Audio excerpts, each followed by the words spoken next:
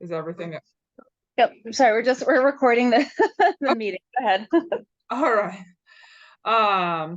So when we talk about why has this become a booming interest in the last, I would say, decade, really in the last 5 years, it's become very busy. The most obvious answer is advancing our genetics. So we can, just like in the dairy cattle industry or the beef cattle industry, we can infuse better genetics faster and easier with the use of cryopreserved semen or embryos. Um, One of the big ones is decreasing the cost of purchasing an elite male, as well as the ability to maintain him. So this ram lamb was quite the sensation a few years ago, so I use him on here. Half interest in him, sold for $240,000. And to have that animal on your farm is pretty nerve-wracking. Anything could happen. We all know that small ruminants like to die the second they get sick. So as long as you keep liquid nitrogen in your semen tank, you have a better chance at keeping him alive, and you can keep him alive a lot longer via his semen than their average lifespan. And you can also share him. So this ram was purchased by a multitude of people, and they were able to disperse him around the country with semen. Um, Another big one, especially right now, is importing genetics. The Valais black-nosed sheep are probably the most prominent example of this at the moment. Um, how I got into this is raising Texel sheep, and this is a Texel ram, one of the first ones that was able to come from the UK over here to the United States via semen straws, and that was pretty big for us because the breed is very small over here, so I was able to expand those genetics finally. And then the last major reason I think of is synchronizing lambing and kidding. So I see in dairy goat operations, this is where I'm working with them, A, to import genetics, but B, to synchronize their kidding so that they have a flux of females kidding in and going into production at the same time. Um, some other background information, there seems to be two types of clientele. There are two types of clientele that I work with. And those of you in the room might fit into either of these categories. The one on the left is a dairy herd that is, they're geared towards production. And on the right is your Valais black-nosed lamb.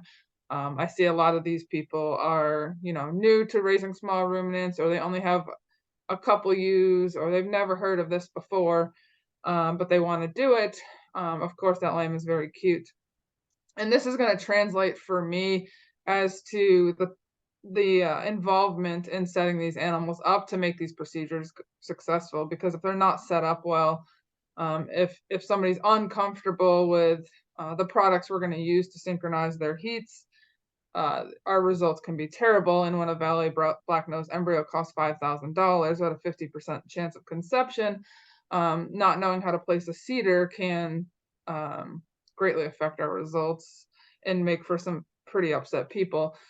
So that is something to think about as you get involved in this, is your comfort with the drugs and procedures that we're going to talk about, because it is a team effort between myself or your veterinarian and yourself.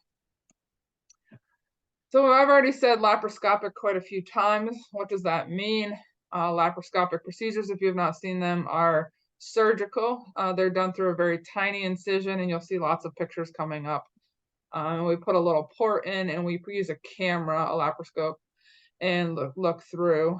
And the reason we have to do that in our sheep and our goats, we have to do it in our sheep. Goats, we don't necessarily have to, but it's certainly easier. And the reason is they both have difficult to navigate cervix. So these are just pictures here of goats, 2 goat cervix, and then 3 sheep. And if you can imagine your classic AI of a cow, where I would put my arm in her rectum and then guide a gun through vaginally, I can use my hand to move the cervix around the gun and get myself into the actual uterus. And if you have a sheep like this, the 1 in a million, sure, you can go straight in. But a lot of times they look like this or even this, and it's near impossible.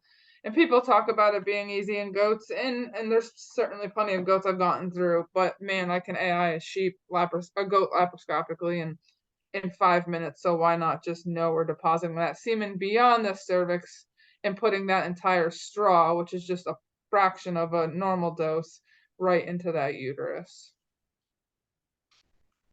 So first, let's talk about laparoscopic AI. I think that's the one that most people are starting with, and then they might expand into the embryos as they get comfortable with all of this. So when are we doing laparoscopic AI, or when are we AIing in general? When are we breeding?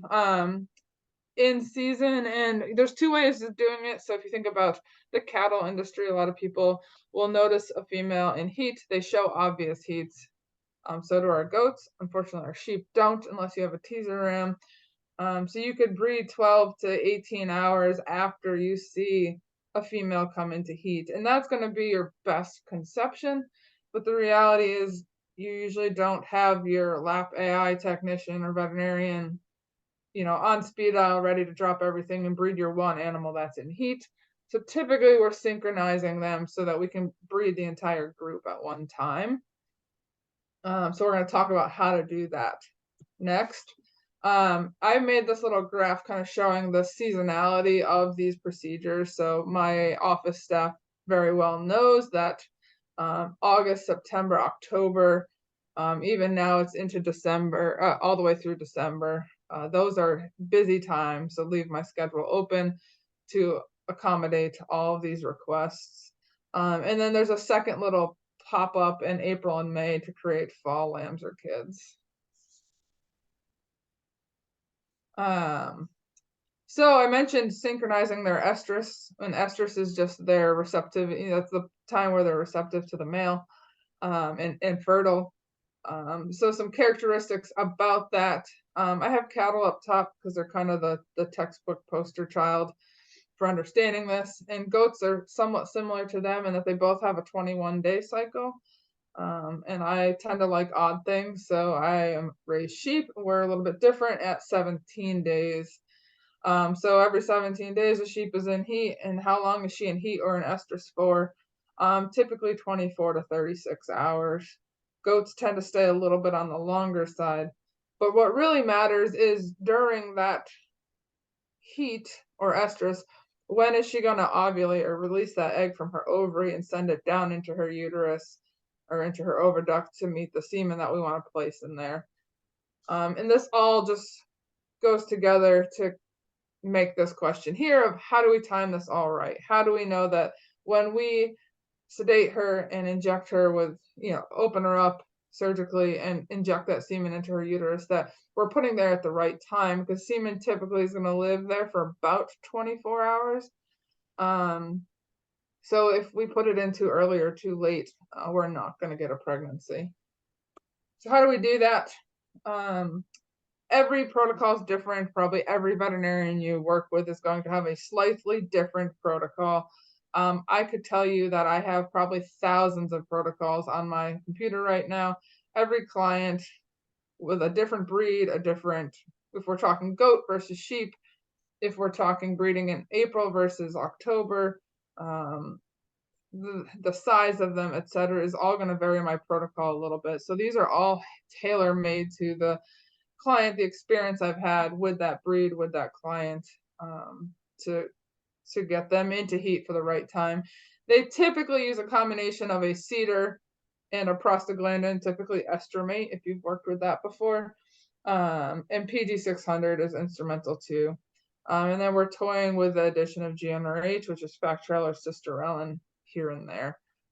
What does this look like? This is a typical protocol. Well, this is the presentation that I give out to all of my clients when they schedule an AI appointment. Where it says day, this is just for this presentation. I plug in the dates and the times that my client would be giving all of these. That's an important point, though, that these are all on you as the client to perform. I do work with the occasional client who's not comfortable and they have their referring veterinarian come out and do it, but that takes even more planning to make sure that Dr. So-and-so can be there at X time to place your CEDARs or give a shot if you're not comfortable with it. Certainly doable, but need to plan accordingly. This protocol is incredibly important to adhere to. I don't pick these times for, just because it sounds fun.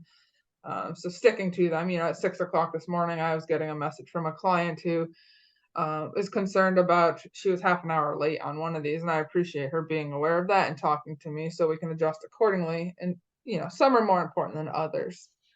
If you're more of a visual person, this is the same exact thing as the former slide, just in a calendar form. I think the key thing to remember, if you want to remember one thing on the timing, is that most protocols, you are AIing the females exactly 2 weeks after the time of insert of the CEDAR. So there's other stuff that happens in that time period, but if you're going to say, I want to AI on November 1st, you have to do your math and know that 14 days prior to that is when the CEDAR needs to go in. So you need to book your appointment way before then so that it can be planned accordingly. Okay, now I have a bunch of pictures. I had a photographer of a student take these for me, and I'm just going to walk you through visually the procedure, because a lot of people have never even seen this before. So what does laparoscopic AI look like? It starts with, they're going to get an intramuscular injection of either some type of cocktail of sedation. That's going to depend on the person orchestrating the procedure. I have sheep right now, I'm just using xylazine, and then goats, I'm using a combination of xylazine, ketamine, and butorphanol. Those are all sedatives for our large animals. So they get that. The idea is that they stay standing, but they're very groggy, and you roll them onto the table. So you can see two people here. This ewe is sedated, and they walked her up to the table, and they just rolled her right on. A lot of us use some form of blindfold because they are just lightly sedated. So being blindfolded and keeping the surrounding area quiet is really important to keep them not stimulated and willing to just lie there. This takes a big team, and you're going to hear me talking about this later. These are all the clients helping here so far. So we're going to get her belly clipped because my incisions are going to be about a hand width in front of the udder. So we're going to clip that, and then we're going to scrub it up. We'd be lying if we said these were sterile procedures, but we want to get as close to sterile as we can. So now they roll over to me or whoever's comfortable operating the laparoscope and the AI gun. So from this position to this position, they have now inverted. These tables are designed to flip them almost completely up on their head. And the purpose of that is to move their intestines and their GI tract out of the way. They're ruminants. We have a lot of GI tract. That's why fasting is so important. They are fasted from the night before so that their rumen is out of the way, so that their bladder is out of the way. And as well as being upside down, they're not just regurgitating their rumen contents. Now, there is still plenty of food in their rumen. We're just trying to take them from being overfull because we don't want them to aspirate rumen content and get sick. So it's a very important reason for fasting that some people don't like, but trust me, it's really important. I have AI'd animals that people have said they've fasted and we know they haven't. And it's very difficult and it's not safe for them. So while they're upside down, I put 2 little skin incisions. It's important not to go all the way through with that scalpel. I don't want to be nicking intestine or bladder if it is right there. Then I put a blunt needle, this is a teat cannula, through, and that's going to poke through the muscle wall and into their abdomen. And then I'm going to hook it up to a line that runs over, if you can see over here on this little table, there's what's called an insufflator. That is going to take CO2 gas and send it in at a controlled rate. And we're just putting a little bit of CO2 in her abdomen to expand it out like a balloon so I can look in and around. Before this, it was like something that was backpacked. I then pull that teat cannula out and replace it with what's called a trocar. The trocar is basically my port to put my camera and AI gun in. So I place one, and that's going to allow me to look around with my camera. And then once I'm happy, I'm going to place a second one. This is what takes a little bit of training to understand to do. If you're not careful with this giant dagger, when you pop it through, you could put it through a really important organ like a bladder, an intestine, a rumen, a uterus. So this is just the process of putting that trocar in. This is the really sharp point that helps you put it in, and then you take it out. It's like placing a catheter. So now it's blunted and much more safe now that that's out. I typically reconnect it just so I have additional CO2 if needed.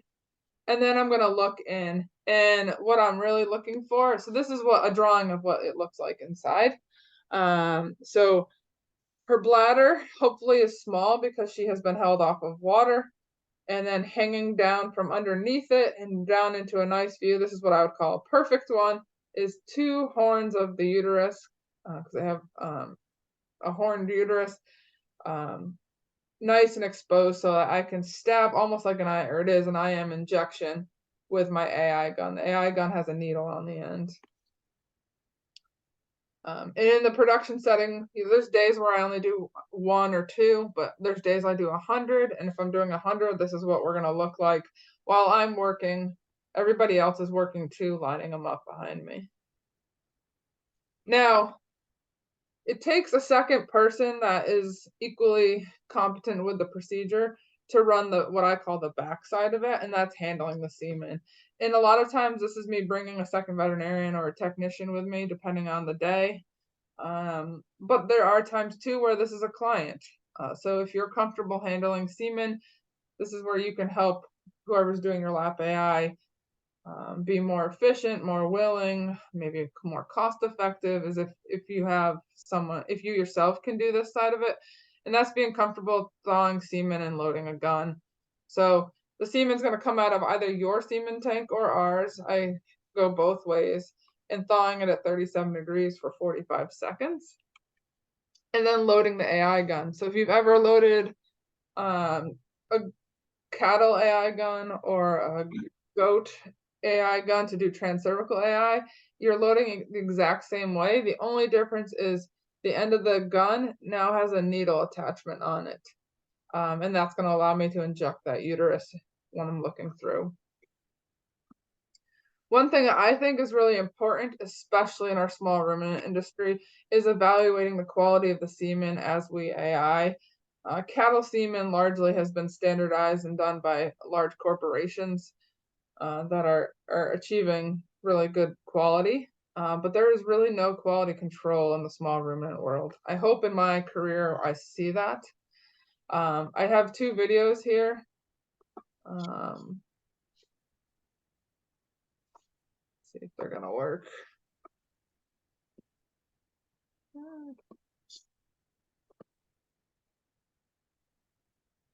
Can I not start? Oh, there we go. Okay. So there's 2 different samples here that I received to AI with, and you can see that one is far better than the other. The one on the, is that working, Megan? Yes, it is. Awesome. So the one on the right was, it's more concentrated. There's more sperm cells. There's a lot more of them moving. The one on the left is more dilute and not as many sperm cells. So I see plenty of semen samples that come in like this, and that's going to lower our conception. Whereas semen like this is going to make a lot of babies as long as our synchronization has been done correctly. I put semen in the same spot every day for many, many years. That's usually not the issue. But for somebody new to this, it's easy to think that that's the problem. I encourage people to ask about semen quality before you have it, before you purchase it, or before you have it shipped. Check on motility, concentration, the size of the straw. Those are all things that help you determine how much to use. And you might say, oh, well, let's just put 2 or 3 or 4 straws in. Every straw of semen has a semen extender in it, stuff that can be irritating to the uterus. So you don't want to put too much semen in because then she's just not going to conceive because her uterus is angry. So that's not always the answer either. So once a semen has been deemed good to use, this is Dr. Uden in the background helping me. She's one of my primary assistants.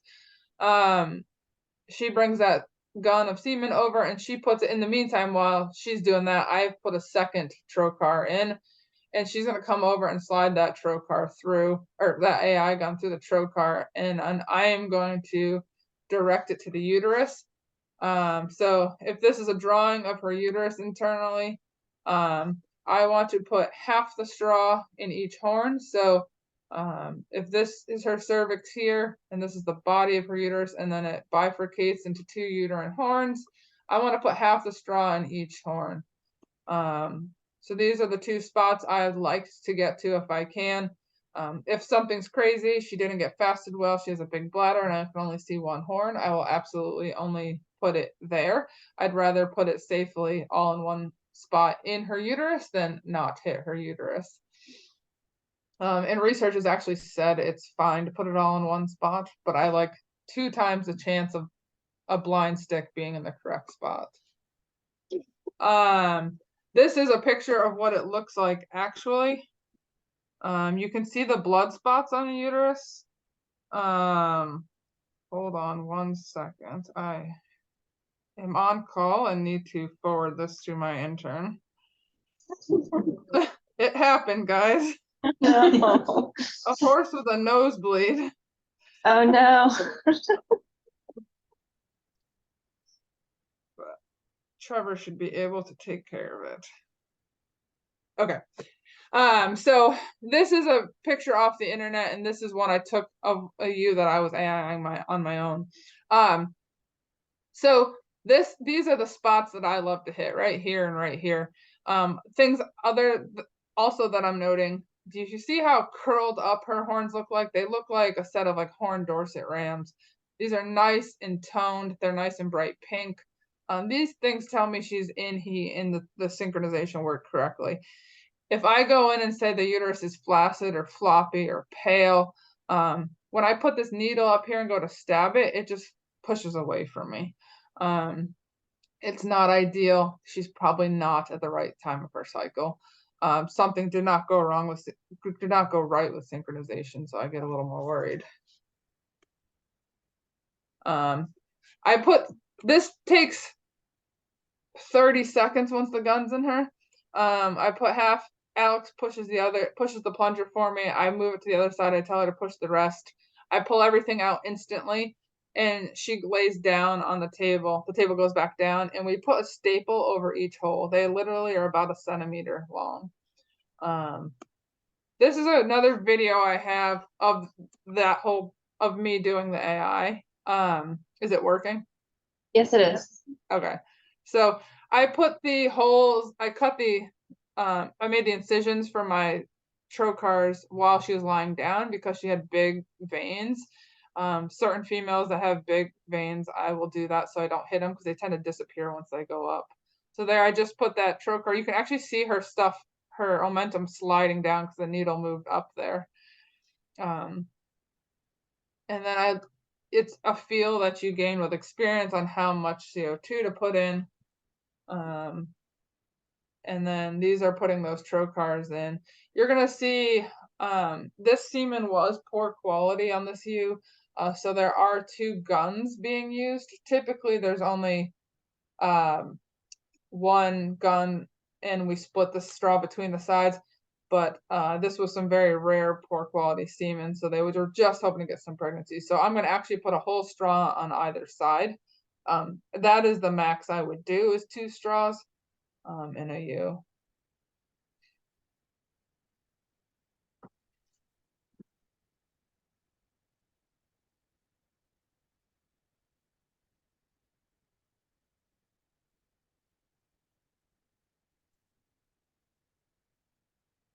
So using 2 straws, 2 guns does take longer. We would already be done if it was just 1.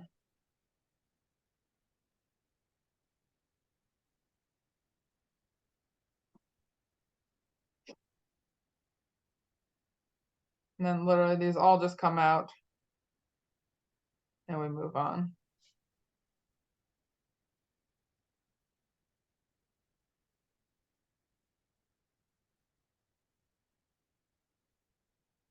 All right. So like I said, I do this and I've done thousands and thousands of these.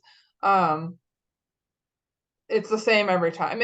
There's some variations. Some of them, their uteruses fall further down the more lambs they've had or kids.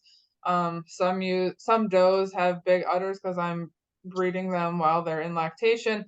Some are fat. Some don't like sedation.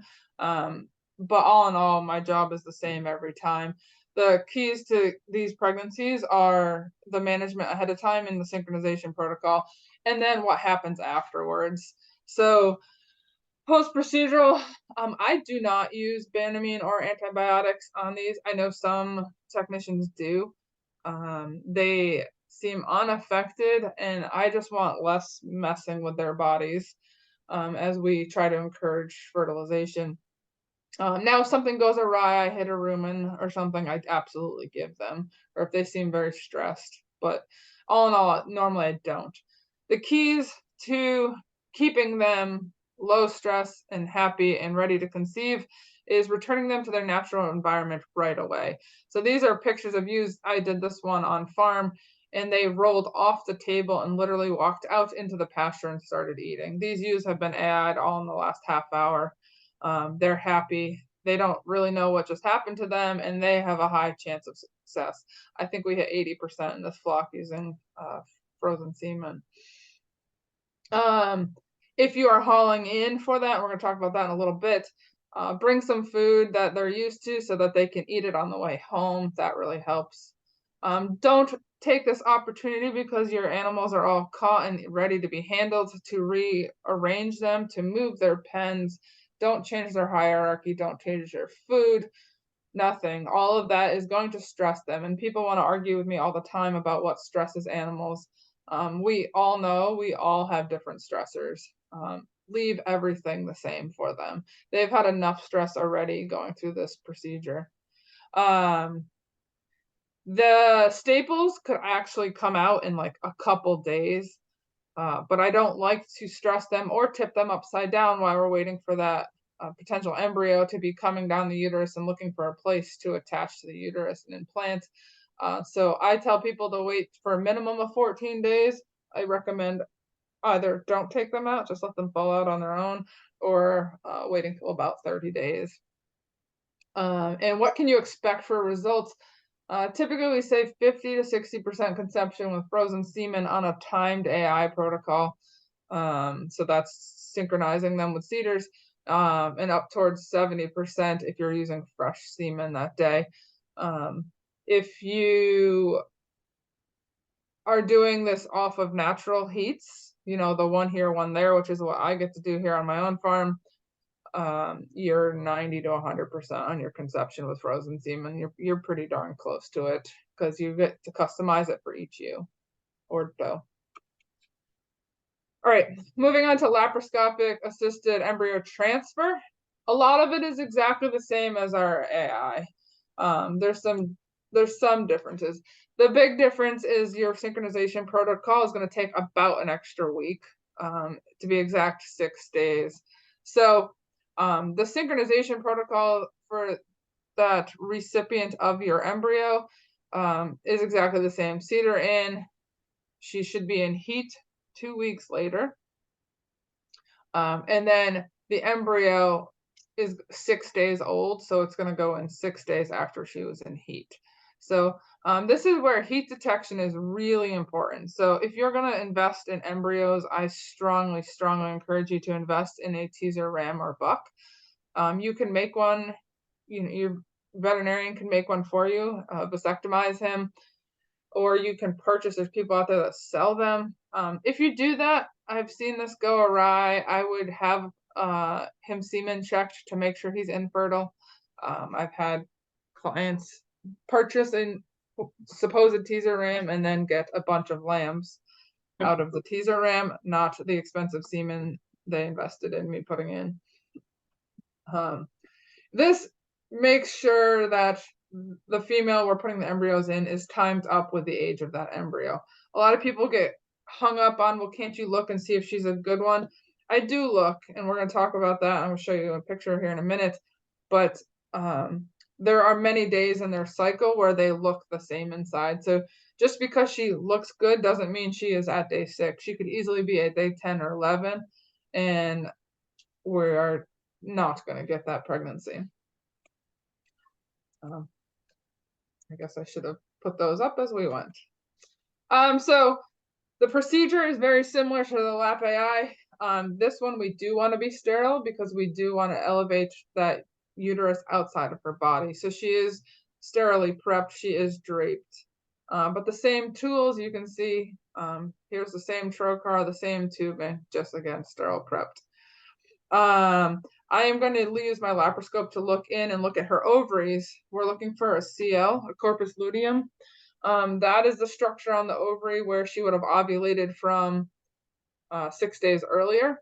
And that is responsible for producing progesterone to maintain a pregnancy. So if I don't see that, it is not worth putting these embryos in. They are not going to be viable and make a pregnancy. We typically put the embryos or embryo, which you can pick, on the side where the best CL or the most CLs are. Sheep and goats typically have more than one, whereas cattle typically have one. And that allows us to decide, are we going to put 1, 2, 3 embryos? Some of my research used, we put 4 or 5. That is a discussion with the owner, and you guys can choose what you want. Sometimes it's dictated by the matings on the embryos you purchase. If you only purchased one embryo from one mating and a different embryo from a different mating, we're not going to put them in the same ewe. If people ask me what I recommend 2. I think you trigger stronger maternal recognition and a little higher conception. But if you don't have 2 embryos to that mating, it's just not an option. If you have a ewe that only has half an udder, you could maybe decide to only put 1 in. Then we transfer the embryo and closer. I'm going to show you pictures of that here in a minute. So again, this kind of all looks the same. She gets insufflated, but this isn't from a lap AI. She would have a sterile drape on her. Look in, and I'm looking for those CLs. So looking through my camera, this is what it looks like. This whole thing here is the ovary. And she has 1 CL here. I say they look like big pink bubblegum blobs stuck on the ovary. Here's one here, or gobstoppers. This is one of my research ewes. They're a little bit different. Normally we don't take the uterus and the ovary out, only for the research project I'm doing. But I thought this was a really good image of showing you in real life what this looks like. So here's a CL here through my laparoscope. This is it right here in real life. So again, it looks like a big Rudolph nose stuck to her ovary. So I see that, and that's a good sign. Let's put these embryos in. 2 things that I will ask you, or whoever's doing your procedure will ask you, is, are these direct transfer embryos or long thaw embryos? There's 2 different ways that embryos are frozen, and we need to thaw them correctly so that we don't kill them in the thawing process. These are large investments. That's a stupid way to get bad results. So direct transfer embryos thaw really quickly, 20 seconds in a water bath, just like our semen, slightly different temperatures and time.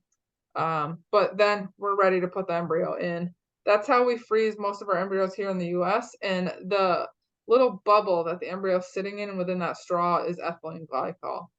Now, coming from other parts of the world, that little bubble is actually glycerol.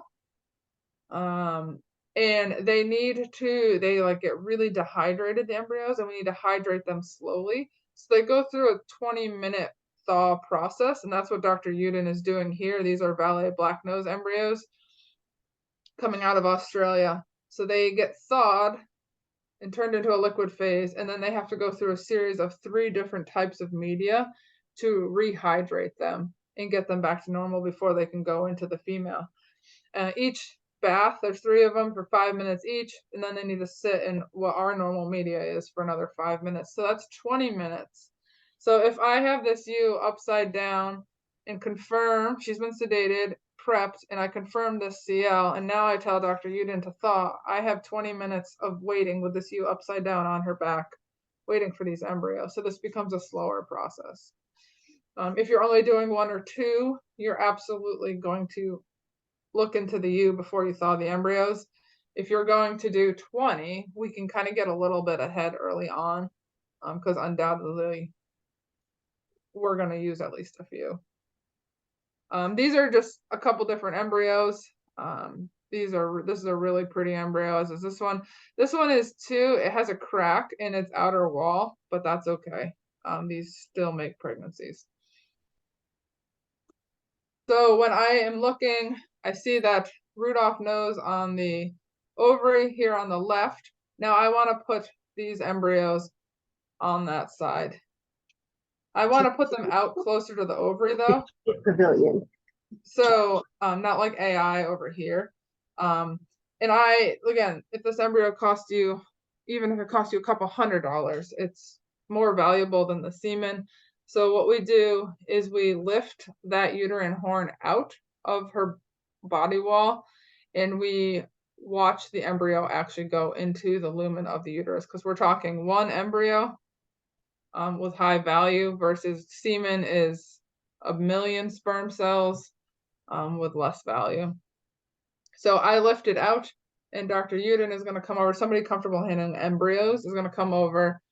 That embryo is in this Tomcat catheter. So I can see there's liquid here, then there's an air bubble, then there's liquid. That's where the embryo is. He's heading in there, another air bubble and liquid.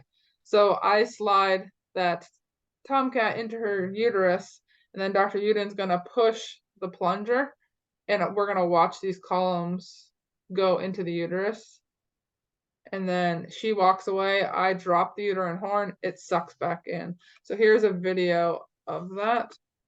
Don't listen to me talk. I don't know how to mute that. But I'm sliding it in. And now I told Dr. Matzis to plunge.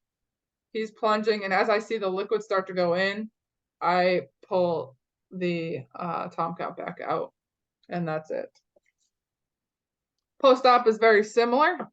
I definitely put them on antibiotics and Banamine. They have had a larger incision. We have pulled their uterus up out of their body. I have sutured many layers.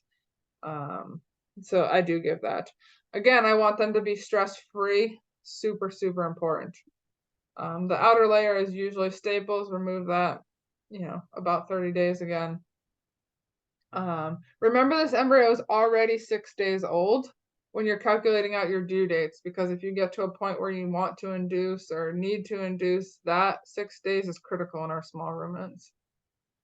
What are you looking at? 45 to 55% conception with frozen embryos.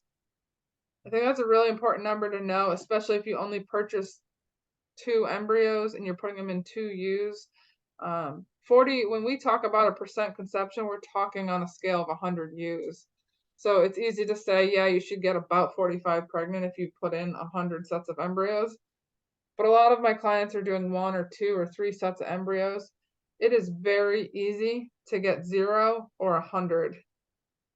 And they're like, oh, but you said you should have gotten 45%. And I'm like, yes, but that's one female and anything can happen. So I get the very happy clients that get 100%, and then I get the ones that get, they did 3 ewes and only 1 gets pregnant and they're appalled. When you're doing a small number, statistics say it can vary quite a bit. All right, considerations for you guys as producers that might want to do this. Hauling, the 2 places these can be done.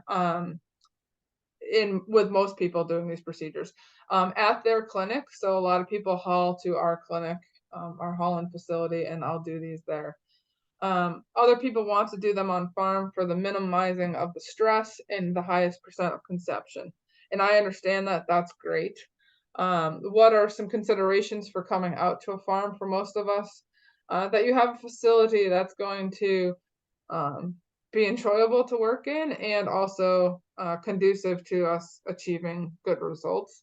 So that is somewhere that is out of the weather, can be the temperature maintained. And that might just be putting up space heaters for the day, but semen can cold shock very easy. Embryos can cold shock. The same with heat. So we need to be able to control the temperature. We are working on a surgical suite trailer right now so that we can do these on farm in a controlled environment. A flat area where we can roll our tables. You cannot roll these AI tables across bedding. You need a concrete floor, at least really packed gravel, something of that nature. Plywood laid down, something. I kind of already mentioned it, but thinking about the stress on your animals, there are certain breeds specifically of goats that are easily stressed, and that stress is known to affect fertility rates. So with those animals, maybe it's just best to plan on having the procedure done at your farm. This is a business, so we can't travel 5 hours to AI one animal. So making it feasible financially for whoever's doing the procedure to come out. That might be putting together a large group of animals from breeders from the area. What we do is we have a minimum of $2,000 because that's what's going to cost to take me away from the clinic for the day. So if I go out to a place, that's your minimum. Now you can meet that minimum with enough work, whether it's yours or your neighbors, or you can say, I only have 5, but I'm willing to pay the $2,000 to get the 5 bred. That is something to think about. Obviously, every clinic is going to be a little bit different. Another big one, I've mentioned this a lot, is your comfort and ability to carry out the procedures accurately. So placing those CEDARs on time. I will tell you the most important part of the whole protocol is pulling the CEDARs at the right time and giving the PG600 at the right time. Those happen at the same time, and being very comfortable that that injection is going to get into their muscle. Other things to think about is where you're going to get your semen from or your embryos from, and how you're going to get them to where they need to go, and are you going to store them? Does the person doing your procedure actually even offer storage? So we offer storage at our clinic on the material that's going to be used in that year. So, people that are AIing with me right now have shipped in. We had 6 shippers sitting at our clinic last night when I left of stuff that I'm going to use in the next 2 weeks. So it's on you as the producer to coordinate the shipping. A lot of people call and ask us if we find their Saanen goat semen. No, I might be able to give you some leads on people I know, but we aren't semen or embryo dealers. That's on you as the owner to find the embryos you want and to coordinate the shipping. And if you have your own tank and are comfortable, you can absolutely ship to your own place or pick them up at a show, etc., and store them, and we use them when we get to you. I mentioned the value of a teaser ram or buck. I think they're invaluable. I joke, I have about 100 sheep. I have one St. Croix ram on the farm that is my teaser ram. He does a phenomenal job. He looks like a goat. It confuses a lot of people when they come here, but I joke and say he's the most valuable, even though we have some very valuable of the Texel and Dorsets, because without him, I can't do a good job, or he makes me do a better job. And lastly, the cost. People ask about cost. I'm in education, so I'm here to educate and share, whereas a lot of these numbers are like proprietary and people don't share until you sign up to use them. This is our pricing scheme as of this year. So I told you we have a $2,000 minimum. We have a sliding scale, and these are pretty common within the industry. So I don't think these numbers are going to be too far off from whoever you use. We have a sliding scale because we have to set up all that equipment. So if you're only going to do one female, yes, it's more expensive. But a lot of people, I would say, are somewhere in the $5 to $20 range. So you're getting down into the $70 to $90 range per female to put the semen where it needs to be. This does not include the setup, the CEDARs, all that. You're going to have to buy that in addition. Shipping semen and embryos is very expensive. They have to move quickly so that the shipper, because you can't ship liquid, you have to ship just a vapor. So you charge these tanks of liquid nitrogen, they'll hold their vapor for a certain amount of days. So prepare yourself when you look to ship 1 or 2 straws of semen that it might cost $300 to $600 depending where you're going and how fast it has to go. So I usually recommend to people move semen and embryos when you can, i.e. at shows. I will take a tank to Louisville in 2 weeks, and I'm moving a lot of semen for clients during that time. All right. The most important thing is having a good team. So this is one of the clients I've been working for the longest. We go up and transfer embryos in her barn. She has a team of family and friends that help us. There's 1, 2, 3 of us from Tufts, and the rest are the team that the client has formed. That is critical to having a successful day. With that, I'm happy to take any questions. I think Megan is going to facilitate those. Yeah, thanks, Rachel. Mhm. Any questions, you guys? Is there an age of like a ewe that's ideal? Dr. Gately, is there an age that you'd recommend for ewes to breed by this method? For AI? Yes. Yearlings through, so the yearlings become a big question mark. Some people say they're not the best. I think they're actually the most fertile. We don't know how good of a mom they're going to be, etc. And then in the world of Cache Valley, there's a fair amount of ewes that haven't been exposed to Cache Valley. So if you're investing in AI in your yearlings and that's their first time exposed, you have to worry about that. But I do think yearlings are the most fertile. And then, I mean, I've got a ewe here that I AI. She's 10 years old. I AI her every year and she sticks. I would say they're the most fertile in the first 3 to 5 years of life, though. Thank you. The answer that is not correct is the ewe or doe that you can't get bred naturally. I get that a lot. That does not help. AI is not the magic pill for fertility. You're probably setting yourself up for failure in that respect. Yes. I'm curious as to what breeds of goats she was saying were easily stressed. I What knew this was going to come up. yeah. What breed of goat is stressed? So this research came out of Tufts. I know off the top of my head the Arapawa, which I understand is a rare breed and probably only in zoos. I had just AI'd at the Philadelphia Zoo last year, their Arapawas, and I know they're very easily stressed. Some of the Spanish breed goats are. If anybody's interested, here's my email. I do have a list of all of them with their percentage. So it's called premature luteal regression. So stress makes that CL on their ovary basically die right after AI, and they come back into heat like 5 days later. So in those cases, we will put a cedar into them the day after AI to help support that CL from dying. And so I have a list of breeds that are more susceptible to that premature luteal regression. So if somebody's interested in that, I can absolutely supply it. It is not Boers or Nubians or any of the very popular breeds. They're mostly rare. But again, I'm very happy to share that list. If they inserted the cedar, how long would that cedar stay in after the AI? Can you hear the questions from the crowd, or do you need me to say them out loud to you? Some of them I can, some of them I can't. It was how long to leave that cedar in? Yes. I typically do 10 days. Just trying to get them well past that point of implantation without having vaginitis triggered by having a cedar in there again. So long enough, but not too long.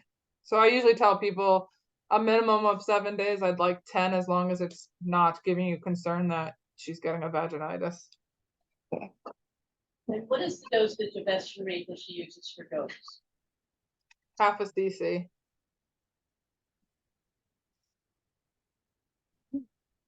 Any other questions, guys? It looks like we're all through with our questions. Thanks so much, Dr. Gately, for presenting with us today. We really appreciate your time and your expertise. No problem. Feel free to email. Great. Yeah, everybody's got your email address if they want to bug you with questions about the stressed out goats. Tatiana can probably attest to this. If you don't get a response, do not be afraid to resend it. Okay, great. Thank you so much. All right. Thank you. Thank you. Other than that,